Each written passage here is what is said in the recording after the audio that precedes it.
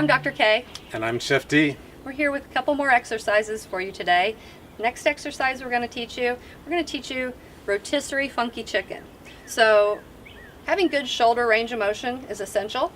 We do a lot of reaching, a lot of pulling. If you have a tight shoulder muscle, it can limit your range of motion. So one thing we're going to do here, Dan stands forward. Chef Dan stands there at the counter, working at his workstation, standing over the skillet, rounded forward. So we've been working on getting him a little bit more of an erect posture and opening up through those shoulders. So we tend to rotate in. We want to open up through those shoulders. So one thing we're working with is rotation through those shoulders. So internal and external shoulder rotation. We call this the rotisserie funky chicken. So we're kind of getting a little bit funky with our exercises. We like to have some fun names. It keeps it light and fun for us, and we think it will for you too. I have a terrible memory, so when you name something from the kitchen, I can usually remember. He can remember the just like a recipe, you know. That's right.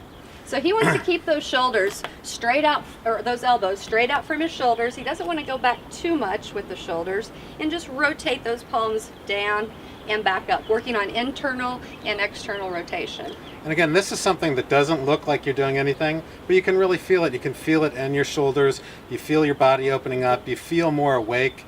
You feel like you're ready for the day after you do a few of these things, even though it's just, you know, simple movements without weights. Simple movements going through range of motion. And you can see he wants to maintain that ear-shoulder alignment. So as we rotate, sometimes we see that head protract.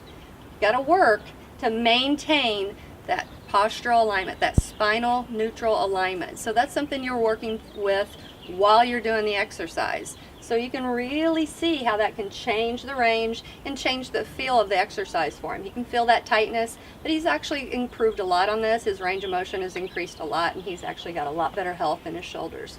Would you agree? Absolutely. All right, so that's our first one we're going to show you. Next we want to do tilt the skillet. So we start that here in a chair or seated position. So what I have Dan do is, Chef Dan, take his feet just a little bit wider apart than hips width. He brings those hands out and he's going to hip hinge forward, and then he's going to extend back up and work through his spinal extensors, a little bit of a rounding and extension up. So again, standing, seated positions, we tend to go into a lot of anterior rotation of those shoulders. We protract the scapula and we get in that slouched or hunched over position. That causes a lot of back problems, a lot of shoulder, a lot of neck problems.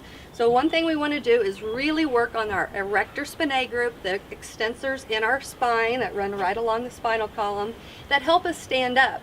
So what Dan's doing here is a nice modified way to start working the extensors in your spinal column, so help keep you more erect.